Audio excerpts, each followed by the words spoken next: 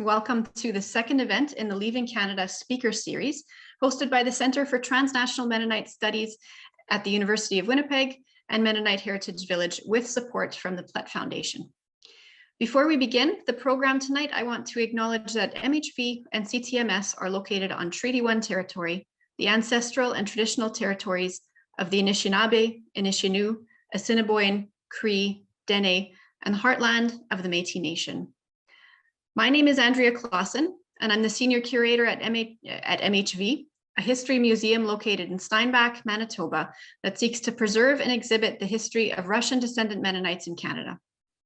This year, Mennonite Heritage Village has partnered with the Plett Foundation and the Mennonite Historical Society of Canada to commemorate the 100th anniversary of the migration of Mennonites to Mexico with an exhibit entitled Leaving Canada, the Mennonite Migration to Mexico, which you can see in the screen behind me. The exhibit explores the reasons traditionalist Mennonites left Canada, what they encountered when they arrived and built new settlements in Mexico, and what this migration means for us today. This speaker series follows these themes, but it also gives us a chance to dig a little deeper into some of the topics we weren't able to address in detail in the exhibit. So I'm looking forward to hearing from each of the presentations we have planned throughout the summer and fall. Stick around for the end of tonight's presentation, when I'll give you the details of the next event planned in this series. Tonight's speaker is Kevin Dyck, and his talk is entitled Putting Down Roots in Mexico. Before we begin, I have a few housekeeping notes. Kevin's presentation will be followed by a question and answer session. So if you have questions for him that come to your mind as he's talking, be sure to write those in the Q&A tab at the bottom of your screen. Don't write them in the chat. I won't be watching that because I can't watch that many things at one time. So put them in the Q&A and we'll get to those after his presentation. This event is also being recorded, and we will post the video on the CTMS and MHV websites and YouTube channels. And now, without further delay, let's get to the presentation tonight. I'm delighted to introduce Kevin Dyck, who is the director of Museo Menonita in Cuauhtémoc, Chihuahua, Mexico. Kevin studied financial administration at the Autonomous University of Chihuahua. After finishing his university studies, he started and developed a program for a prestigious hospital dedicated to facilitating medical care for the Mennonite community, with the purpose of improving the limitations of language and comprehension. He is the director of the Mennonite Museum in Mexico. During his 4 years in this position, he has encouraged this cultural center to host events that represent and preserve the identity of the Mennonite community in Mexico and promote reliable and well-founded information about culture and religion. During the last year, he has also participated as Director of Communication of the 100th anniversary of Mennonites in Mexico. And he told me just before we came on the air today that he's fourth generation Mennonite born in Mexico, and that his great-grandparents, he can correct me, came from Canada in the migration in the 1920s. So Kevin, we're looking forward to hearing from you. So I'll hand it over to you. Hi, thank you. I'm very excited to be here, and thank you for the invitation. I'll quickly share my screen with some of the talking points.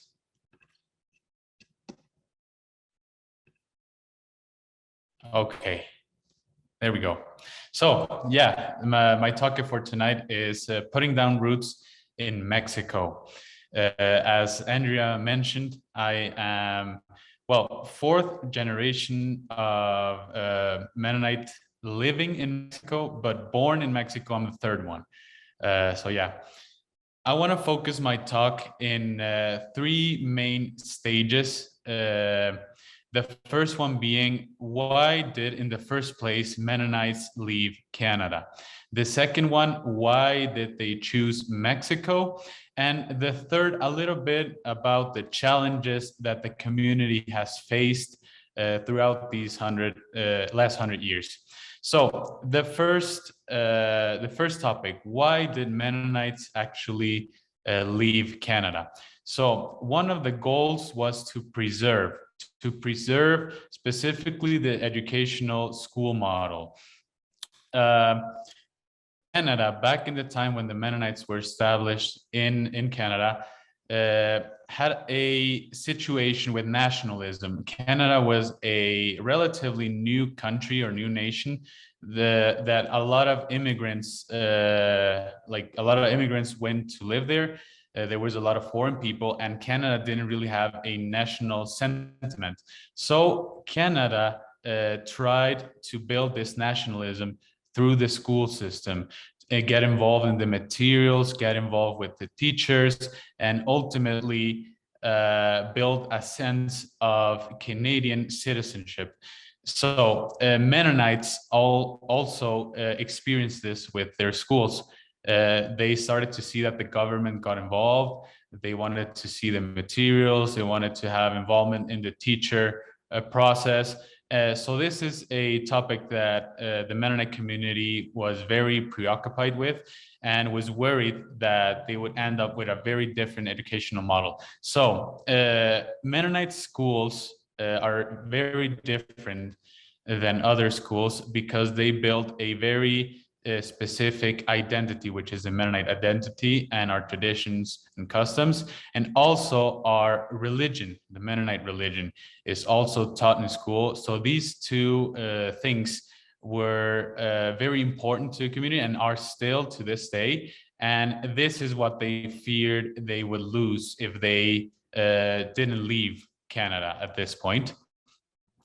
So they started seeking other countries that would allow them to fully have, and it says my internet connection is unstable, but if otherwise I'll just continue.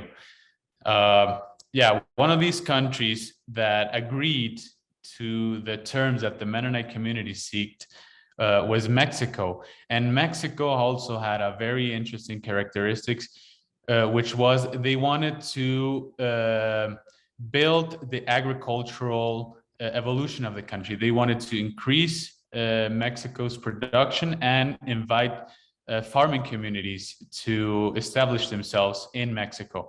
And they knew the Mennonite community was a farming community mostly. So that was of interest of the Mexican government. So the agreement that the community had with the Mexican government had 5 points or 5 agreements. The first one being there was no obligation to a military service. As we know, the Mennonite community along history has been a pacifist community. So this was of most importance to the community. The second one, in no case will they be forced in this sense, the Mennonite community forced to take an oath. So this is based on the biblical teachings that we have that we shouldn't take an oath. The third one being religious freedom, which is also a very, very important topic. As we know, the schools are very strictly tied to religion. So a religious freedom was also very important for the community. And the fourth one was, which I believe was the one that really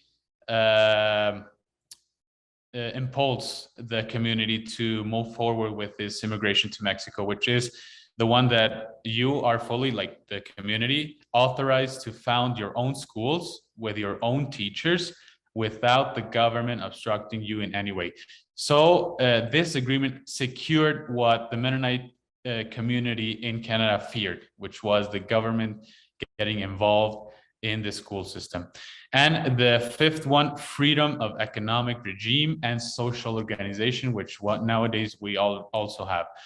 And this was the 5 points that the Mexican government agreed with the Mennonite community, and then ultimately was signed as a promise to the Mennonite community to be kept in the future.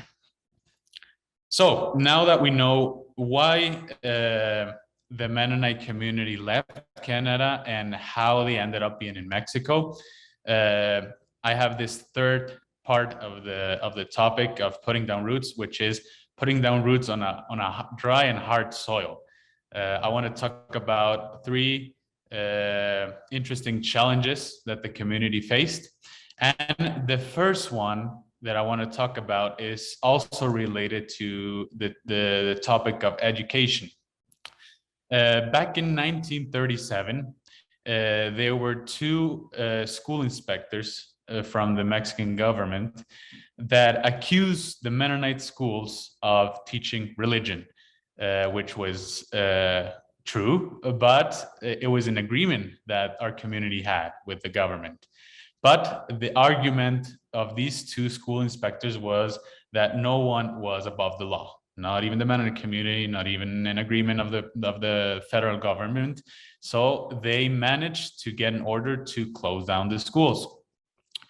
And this in a context where the education in Mexico has three very important characteristics, which the education in Mexico, sorry, must be secular, no religion, free, and mandatory. So the Mennonite schools violated the first characteristic, which was secular. So they managed to close down the schools. So what did the community do?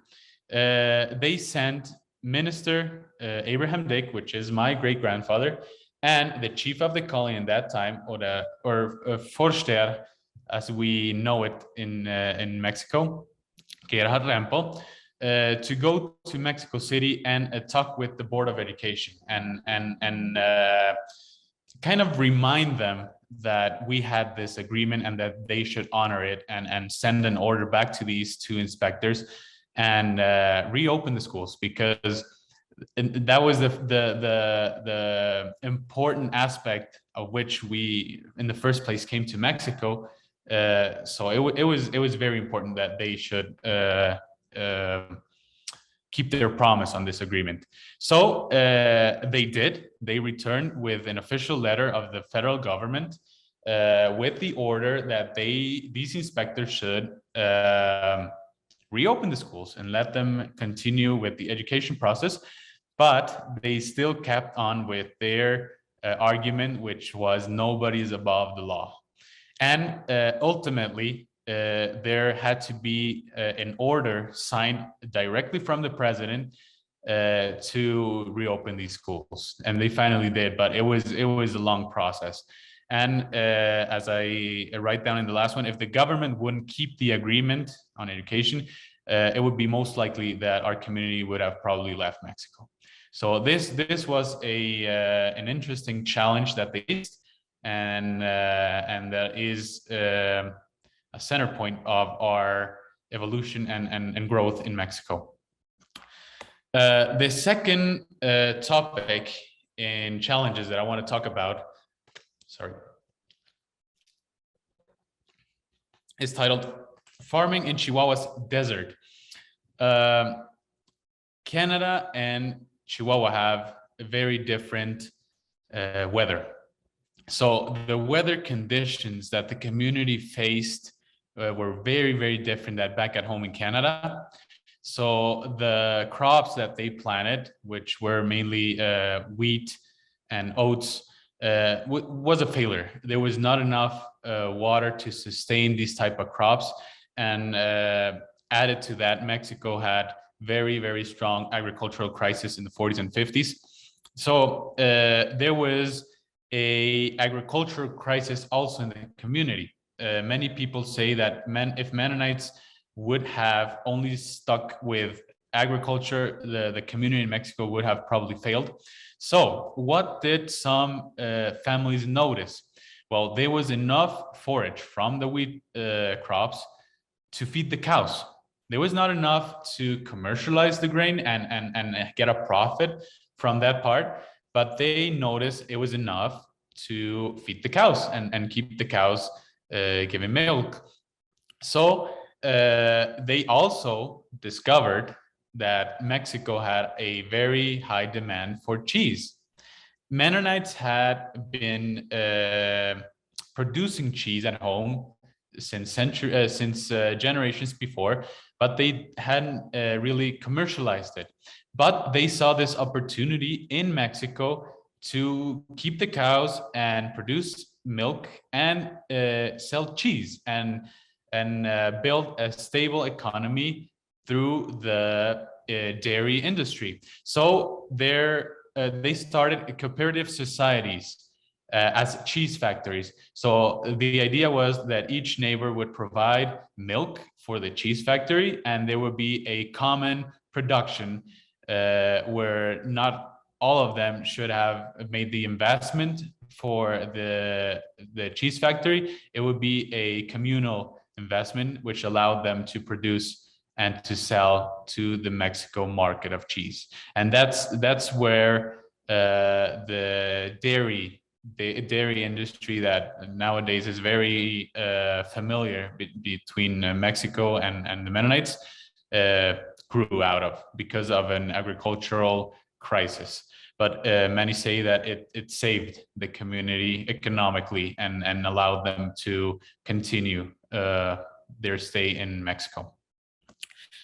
And the third challenge that I want to talk about is one that showcases how the Mennonite community interacts with other cultures and other societies where they immigrate. So there was a situation when the Mennonites bought the land from the Zuluaga family. There was a promise of the Zuluaga familia, that they would relocate. There were these ejidos, which were agrarian social properties of little farmers. The familia Zuluaga would relocate these to another part of the land that they also owned, that were not the land that was sold to the Mennonites. They would relocate these ejidos. But for the first years, nothing happened. The family didn't relocate them. It was a whole topic. So the Mennonites went to the authorities and asked for them to investigate this issue. So a government commission was formed specifically to investigate this situation where the Zuluaga family had agreed to or promised to relocate these ejidos, but they didn't. So there started to be rumors where they said that the Mexican government wanted to interfere with the migration of the Mennonites, which was not true. But a lot of rumors like these started, and also that Mennonites like they just wanted the Zuluaga family to fulfill their agreement because they bought the land, and this was one of the promises. So the next step that they took upon was that the Mennonite leaders went to talk to the governor of Chihuahua. Again, after this, nothing happened. And at this time, when they visited the governor of Chihuahua, they invited Walter Schmiedhaus, which was a representative of the Germany in Cuauhtémoc, and they invited them into this meeting that they had with the governor to talk about this issue. And they noticed the government officials really listened when Walter Schmiedhaus was with them. So they commissioned Walter Schmiedhaus to go to Mexico City and resolve this issue with the Zuluaga family and the ejidos. And I think this example of a resolution of a challenge really reflects how we as a community try to resolve conflict. Very lawful, very in a pacifist way, through the government officials that are responsible to resolve the issue, and never taking action that could be violent or aggressive, or it is always seeked to do it the right way, the righteous way and the lawful way. So I believe this challenge and the resolution of it really showcases how in these last 100 years, the Mennonites have faced different problems, but have always sought to resolve them in the most respectful, lawful way that it could be possible.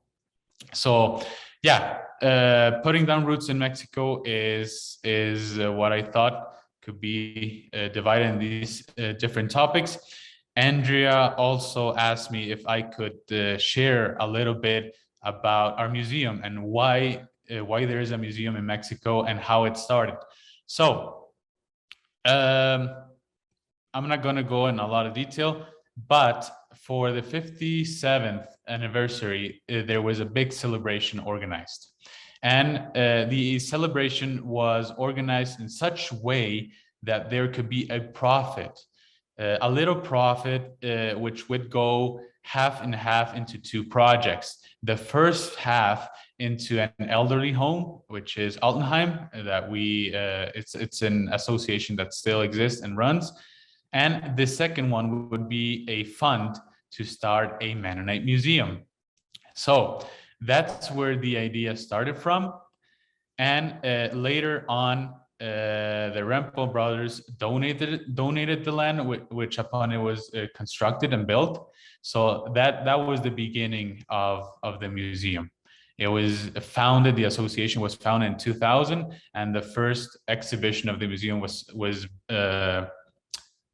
built in 2001, or finished building in 2001 when it opened its doors.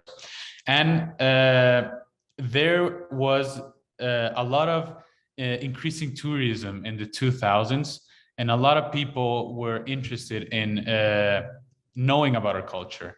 So I believe the idea of having half of this profit set for a fund to establish a museum was really inspired by the interest of different Mexican communities in getting to know us. Nowadays, we have visitors from all over the country who are very excited to learn about our culture. We are also excited to share with them our characteristics and our history. And I believe that's where the idea emerged as a obligation to the people that are interested in knowing about us. So there's a place that can teach them and can guide them through our culture, and maybe they can learn something from it. So yeah, that was the talk that I have planned for today, and I guess we'll go into a Q&A after this. Thanks, Kevin. Let me just close this blind behind me here. So we have some questions coming in, but I also have some of my own here. So just to get it kind of started out and let people get some time to write their questions in or formulate your question in your mind. You talked about the main goal of the migration being to preserve culture, religious freedom, and you mentioned 5 different privileges that were part of Mennonites migrating to Mexico. Looking back over the last century, do you think this goal of preserving culture and religion has been met in Mexico? And are there places where Mennonites have lost their roots during these 100 years? You live in Canada for a certain period of time, and then 50 years after they arrive, they say, "Oh, we can't do this because we're going to lose, X, Y, and Z. Let's go to Mexico." Did that happen again? Did that process happen in Mexico? Can you talk a bit more about that? So far as I know, in terms of education, this incident in 1937 was the only real threat to this agreement. Mm-hmm. So far as I know, in all our 100 years, this was the only time when one of these agreements was kind of took aside or didn't fully protect our community. But ultimately, it is an agreement with the Mexican federal government, so they have to honor it. But yeah, I think this incident, so far as I know, is the only one where these agreements were really not respected. Mm-hmm. Mm-hmm. Okay, it's quite impressive that over a century the agreement still stands. In Canada, mm-hmm. There's been many times where the government has looked at this what Mennonites would call the privilegium, the Charter of Rights, and say, no, I know we said this, but actually you're going to have to join the military unless you can, prove otherwise or something. So that's quite interesting. So just looking at the Q&A, and again, for folks who have questions for Kevin, please write that in the Q&A tab at the bottom. If you put your question in the chat, it gets lost in there. Barbara asks, for those of us doing genealogical research on our Mexican Mennonite ancestors, where can we search for records? And she says, aside from places like Grandma Online, for example. Do you have sources for her? I was just gonna talk about Grandma. There are not a lot of public online records other than Grandma that I know of. We have some archives internally, but are very specific to the communities in Mexico and are not available online. So I believe if one wanted to access online a formal database, I think Grandma would be the place that I would go to. Mm-hmm. What about the, I don't know the exact titles, I know where they are in my office at the museum, but the Gemeindebuchs, like of the different congregations. I mean, that doesn't answer the question of, the last 100 years, but at least for the generations who left to Mexico, Barbara, that might be an idea. And those I think were published by the Manitoba Mennonite Historical Society. They have like burgundy covers. Yeah, that's not a bad idea. I believe most churches would have a family book where they would display all their members and their information. So that could be one. Also, I know that a lot of families have their family book. I know from my dad's side, there's a Rempels book that traces the families back to, I think the Rempels book that we have traces them back to the Cornelius Rempo, one of the delegates. Okay. That was sent to Mexico. Yeah. So I think there's different family books that trace the genealogy back to different ancestors, but I think that could be a very good source of information too. Yeah, I know a lot of families put a lot of effort in investigating and researching, and I know in my family was this Rempels book, and I know it's a very, very useful and very resourceful book. That could also be a good source. Yeah, those might be hard to find because they're usually like privately published or self-published. But Barbara, if you can find like a library who has a good section like that, maybe, I don't know. I know we have a lot of those at the museum as well in our library. Dan Jansen asks, how many Mennonites are there these days? Oh, he has lots of questions. How many Mennonites are there these days in Mexico? Are they still predominantly farmers? And what other forms of economic activity do they engage in? So 3 questions in one. Sure. Well, the population is an estimate. There is a government office which is called the INEGI, which makes these census to know the population. But it's tricky with a community which has a particular religion and ethnicity. And I believe most of these forms that the INEGI sends out don't include specifically if it's a Mennonite of religion or Mennonite of an ethnicity or both. So all of the numbers that we have are estimates, and the estimates are, well, firstly, we can talk about our Manitoba Colony, which is the first one and the biggest one. And there's an estimate of between 25 and 30,000 Mennonites in this colony. Then we can go and talk about the state of Chihuahua, which is an estimate of 50,000. And then we could talk about Mexico as a country, and there is an estimated population of 100,000. So those would be the population numbers, but are very rough. It's not a very exact number. And I forgot the second part of the question. Are Mennonites still predominantly farmers? Farmers. Approximately between 60 to 70% of the economy of the community is still built up in agriculture. Okay. The other 30% is already, one would say, corredor comercial, which is the highway with all the businesses. So a lot of commerce, a lot of selling used machines, different industries like the dairy industry are also part of these 30%. But yeah, most of the community, over 50%, still is involved in agriculture. Okay. And that was one of the questions that I had as well. So you talked about how Mennonites adapted their agriculture when they first arrived in Mexico, starting the cheese industry or incorporating different crops. What is their main farming? Like, if most of them are still involved in farming today, what does that look like today?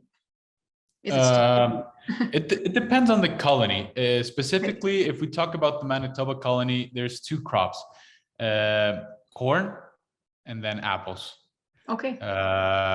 So yeah, most of the farmers would either have corn fields or apple. Orchard? Those are the two. But there are colonies such as oases more northern of the state, which would have a lot of cotton. Okay. And when did cotton and apples kind of start? Oof. Like, when did that sort of take off? I know when I visited the colony in December 2019, that wasn't the time to see all the apples out there, but you could see there's tons of apple orchards, and you could see that was a very big industry. Was there a time where Mennonites kind of transitioned into that industry? I believe there is a specific man or family that introduced the apple. I can't recall the name from my top of my head, but I believe it was a specific person that brought in the apple trees, and I know that most of the people here didn't believe that would be a popular crop.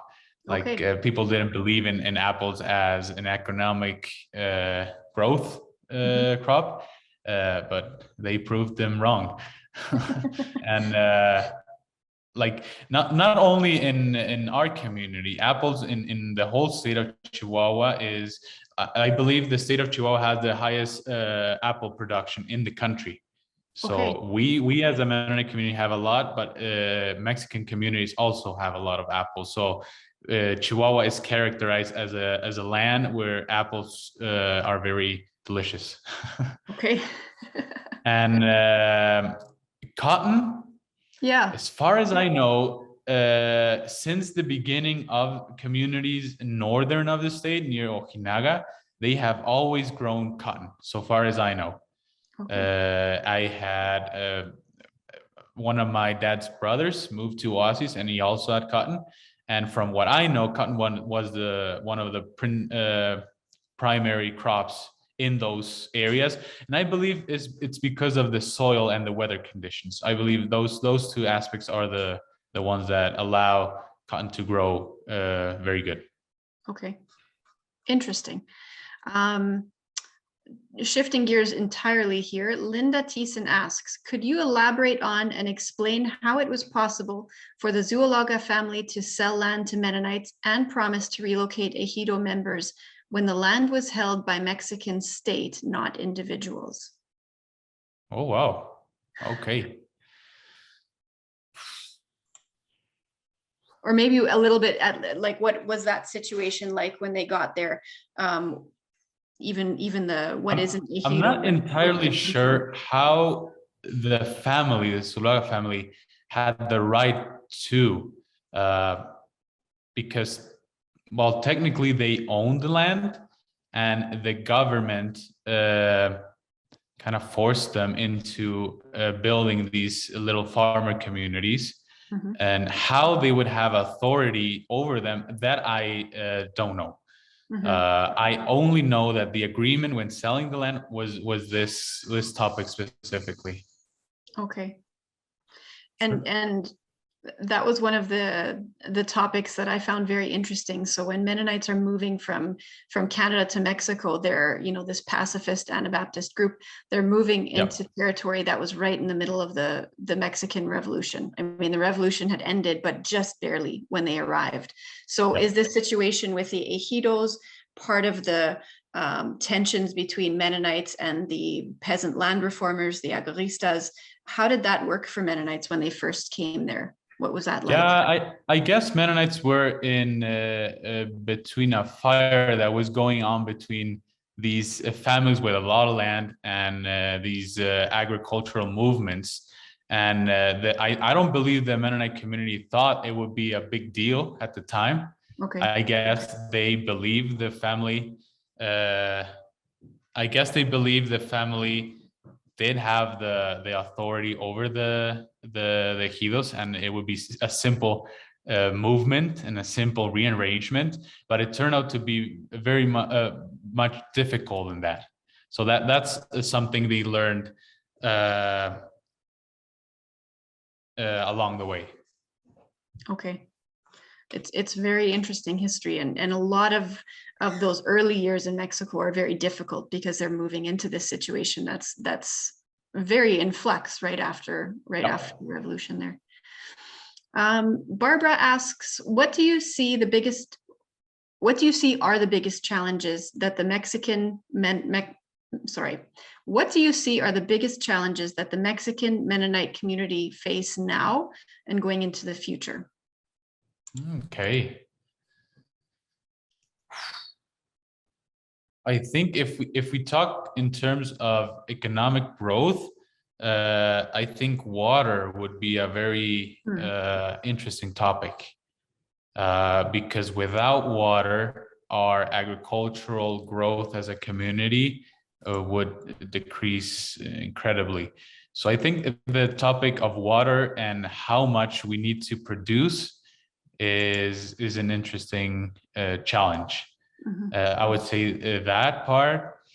In terms of, I think that will be one of the main ones. Okay. Other than that, I don't see a lot of conflict evolving. Okay. So access to water for their farming is huge. Yep. Let me see here. There's a question here about education. Are the Mennonites of Mexico open to continued education in a university capacity? So I guess what's the attitude toward higher education there? In terms of education, there's been an interesting evolution in the different churches that our community has. School and education is very tied to the churches and their religion. So schools progress in a way that the religion and the churches also evolve. There's a couple of churches that have sought progress in their school programs. One example is the Álvaro Obregón School, which was the first school incorporated into the Mexican education system. And our church and our school have always thought that school has to progress, has to evolve, has to adapt. And that is the mission of the school, to prepare our children, our youth, to build a better world. And that's the focus also of the school programs. So university studies are very much encouraged. So that is the focus of some, and not of all of them. I believe some communities and some churches see it as a step that the children and the youth have to pass. but not really as a tool to a better life.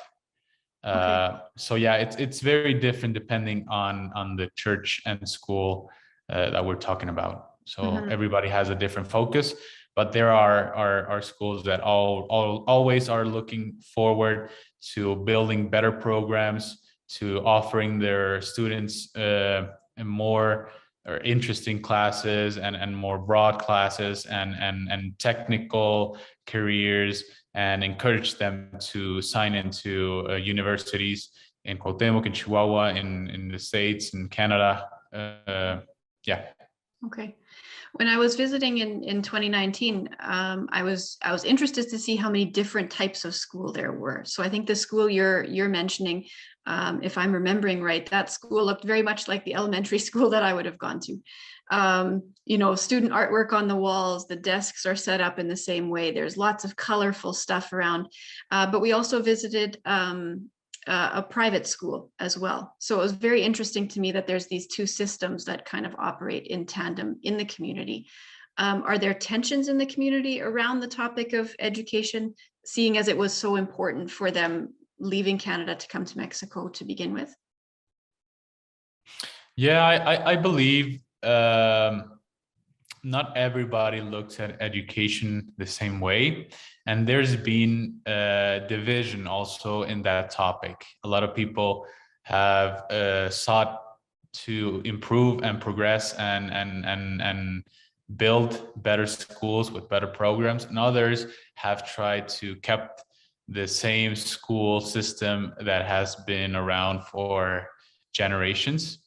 And those are different focuses, and ultimately they divide themselves. And for example, our school, Álvaro Obregón, it seeks to improve itself, but not without losing our traditions, our culture. It's never the purpose to change, more like to improve. Okay. So our schools still teach, like they have the normal Mexican education courses, and added to that we have language courses, we have Bible classes, Mennonite studies, Anabaptist studies. So that's additional to a program in order to preserve these aspects that are also very important to the education in our schools. Interesting. That kind of leads into another question we had from someone here. What's the language that Mennonites speak in Mexico? Okay. Well, most of the people would talk Plotich. Okay. And most of the schools would teach to write and read in German. Okay. So formally in written and when one reads books, it would be in German, but orally it would be mostly Plotich. Okay. And Spanish. In the traditional school system, they wouldn't teach Spanish. In schools like Álvaro Obregón, they would already have Spanish classes. It depends on the schools, but most people would know a little bit of Spanish because of living in Mexico. Okay, interesting. Ron asks, I grew up in Leamington, Ontario. Mennonites from Mexico have been coming to the area since the 1960s. Initially, they arrived as temporary agricultural workers in the summer and then returned to Mexico for the winter. Later, over decades, many of these people settled permanently in the area. One of the motives for this migration was economic. Were there other motives as well? Can you repeat the first part of the question? Yeah, so he's talking about Leamington, Ontario, and he says, you know, they first started coming back there or moved there in the 1960s, but first as temporary agricultural workers, but then the settlement became permanent. Were there other motivating factors? Yeah, I guess the economic growth of the community has had its I personally also have family that has gone back to Canada because of economic reasons. And I think it's the case with a lot of families where Mexico didn't allow them to develop maybe certain industry or certain company, or maybe agriculture wasn't picking up. So I believe there is a lot of families that because of the economic factor, tried going back to Canada and looking for other opportunities. I think that's the case for most families. I believe it's the case for some of my family too. And yeah, I don't think there's another specific reason that they would have to go back to Canada.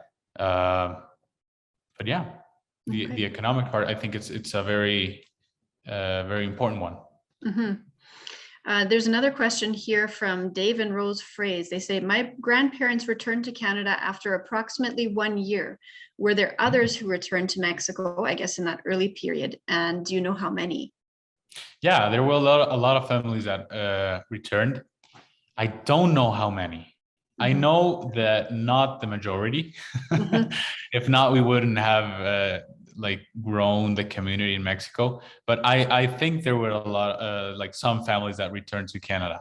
How much, I don't know exactly. Yeah, I don't know that answer either, but I do know that we have artifacts that came from the community that are in the exhibit of families who returned very quickly. 1925, they go right back to where they came from in Manitoba. So it seems that if they left in the early days, they often went back to where they came from in Manitoba and Saskatchewan. Later on, if they're returning to Canada, they return very often to Southern Ontario, Southern Manitoba as well, but I don't know the number on that either. Yeah, I guess the delegates painted a picture of Mexico, and maybe when some families arrived, it wasn't the picture that they had visualized for them, and I guess that some took it to heart and then went back. But I believe most of the families and the community stayed because they believed in the idea of preserving this education model. So they knew there were going to be challenges and different aspects that they should resolve. But yeah, maybe some families just didn't see it that way. I know there's a quote from Isaac M. Dyck, the minister in the Old Colony Church. He talks about in his memoir, and I think it was 1960s or 70 that it was published. And he says, he lists all the problems that were happening in the early days and all the difficulties. And he says, even so, we have freedom of conscience here. And so it's worth it. It's worth everything. It's an interesting kind of perspective on the difficulties that they did encounter when they first came. Yep. We have a question here about technology. How do Mexican Mennonites interact with technology and the constant evolution of technology? Okay, yeah. Well, technology has been a very interesting topic throughout the years. Nowadays, I would say, specifically the Manitoba Colony is comfortable with some technology aspects. Transportation, communication, and yeah, for a lot of time, light trucks, those were very, very controversial topics. But I believe nowadays most of the colony would be comfortable with some aspects of technology. There are still some very, very conservative communities that still don't allow electrical equipment to be installed in their communities. They don't use any sort of transportation other than the buggies and the horses. But those are more radical communities. I believe the Manitoba Colony and the Swift Colony also are already more open to including technology as a positive thing in our life. Still with a lot of being very careful of how we use it, but most of the community would already be open to using these aspects of technology. I was very interested when I saw the corridor. It reminded me a lot of Steinbach. So if folks have seen Steinbach, Highway 12 going in, the implement dealers, lots of pickup trucks. It's very clear farming is a major concern there. Okay. But that was very interesting to me. Okay. Somebody is asking here, Barry is asking, are the Mennonites in Mexico adding value to agricultural products in addition to cheese? Do they process apples and cotton or just sell them as commodities? Okay. I think most of the farmers would sell them as commodities, as a crop.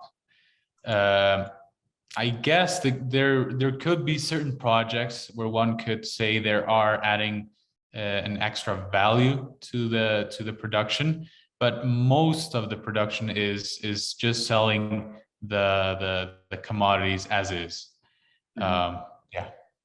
Okay, and another question here. We have so many questions. People are very interested in Mennonite life in I'm Manitoba. glad. So Dan Jansen asks, as families grow and new generations come along, is there sufficient land so that young people can begin farming? Or are young would-be farmers preventing from getting started as farmers, so have to go into other forms of economic activity? I guess that's also a detail going back to the question of why did some families go back to Canada. My family isn't into agriculture, but I know a lot of families are, and it is always a topic of how they would acquire land, because normally the children will inherit the land of their parents. So as families grow and land gets divided, it gets smaller and smaller. So yeah, that's always a topic where agricultural land is divided. And then if you wanted to have, again, what maybe your parents had, you had to buy it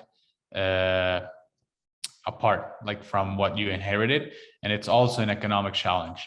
So I guess that's also one of the reasons why many sought land, or cheaper land maybe, in Canada. Okay. Or even credit. Like, well, Mexico has a very positive agricultural credit policy, but maybe I don't know in detail if Canada has a better one. Maybe that could be it. Okay. And yeah, it's always a challenge in terms of land when it gets inherited through generations. It just gets smaller, or even bigger with the help of the kids. It goes both ways. Okay. it could grow or it could decrease. I guess it depends on the family, but I know a lot of families have had challenges with the amount of land that they can cultivate. Okay. And, we're getting close to 8 o'clock here. So a few questions about the 100th anniversary celebrations. What does that look like? How are you celebrating in Cuauhtémoc? Are there ways that Canadians can tune into some of those, or Canadians, North Americans, anyone who isn't there? What can you share with us about what your plans are? Sure, we're very excited. We have 2 more weeks till the festivities. And yes, there's a couple of events that people in Canada or that aren't around in Mexico for that time could watch. The first one is the 10th, which is the opening event. That will be transmitted live through YouTube. Right after the end of the opening act, there will be a parade of agricultural equipment, buggies, transportation methods. So very, very interesting. That would also be transmitted live, and that's also the 10th. The inauguration is at 10, so maybe the parade starts at 11:30. That will be transmitted live. And the third event that will be transmitted live is a church service with members of all churches, organized by the Mennonite Conference in Mexico, which will be transmitted Sunday, the 14th at 2 p.m. Okay. Those are, I believe, those are the 3 main live events that we will have. Okay. Other than that, if people can come to Mexico and participate, physically, that is also the invitation. People can visit our website. It's www.aniversario Mennonitas. I'll share my screen and then people can. And you can maybe also put the web address in the chat as I'm kind of wrapping up. Maybe sharing that link would be something people would be interested in. Yeah. So this is the website of the anniversary, and this is where most of the activities and events would be posted. Okay. We also have an Instagram account, Facebook account where people can follow. And yeah, if people can't come, we plan on also sharing videos of the different events. Like we have these 3 that I talked about in live mode, but from the rest of the events and activities, there is videos that will be posted afterwards in our social media and website. Okay. Well, that's wonderful. Thank you so much for sharing that with us. Just get to my closing here. I know it's a very busy time for you, so thank you so much on behalf of MHV, CTMS, and the Plett Foundation, and everybody on tonight's webinar for taking the time out. I know with 2 weeks coming to a major event, it's a big thing to take time out. So thanks for joining us, Kevin. Yeah, gladly. Thank you for the invitation. I'm honored to be part of the series, and yeah, thank you. Awesome. So for people who have watched tonight but maybe missed the first episode that we had in the Leaving Canada Speaker Series, just a reminder that past events are posted on the CTMS and MHV YouTube channels, so you can just Google that. And we have more events like this coming up each month from now until October. So our next event in the series will be on August 30th at 7 p.m. Central Daylight Time. And this one will be a bit special in our series because it will be in person, taking place at Mennonite Heritage Village in Steinbach, Manitoba. We will be screening a brand new documentary on this topic produced by Refuge 31 Films entitled Conform, the Mennonite Migration to Mexico. So for people who might be familiar with their other projects, like the Last Objectors, about conscientious objectors during the Second World War, or the film Volendam, about the exodus of European Mennonite refugees aboard the Volendam ship in the late 1940s. You'll know Andrew Wall, the director of those documentaries, does great work. So we're really excited to bring you this first look at his brand new film. The screening will be hosted by Royden Lowen, and Andrew Wall will be on hand to talk about the film and take your questions. So we're really excited about this. Registration is now open on the CTMS website for this event. So register, mark your calendars, and we'll see you at MHV on August 30th. Looking ahead a little further, we'll be back online for our September event for this series, where I'll be presenting on the unique role of the Steinbach Post, a small town newspaper that, with the migration to Mexico in 1922, became a transnational bridge between Mennonite communities scattered across the Americas. That event will take place September 27th at 7 p.m., again, Central Daylight Time, and registration will open on the CTMS website in August. So keep an eye on your inboxes for more details in the coming weeks. And we've also heard reports that some of our emails with the webinar links are going into your junk mail folders. So make sure to check your junk mail if you're missing the email. This speaker series is based on the exhibit Leaving Canada, the Mennonite Migration to Mexico, which is on display at MHV now until November 30th. So we hope to see you at the museum over the summer to take that in. But for those further afield, we're already working on an online version of the exhibit. So we plan to launch that in late summer or early fall. So you can stay tuned for an opportunity to enjoy the exhibit that way as well. Once again, thank you to Kevin for his presentation this evening, taking all our questions. Sorry to folks who didn't have their questions answered. We had a lot of them coming in, but hopefully we gave you a good sense of what Mennonite life is and has been like in Mexico. We look forward to seeing you in person at MHV on August 30th for our next installment in the series. Have a great night, everyone. Thank you.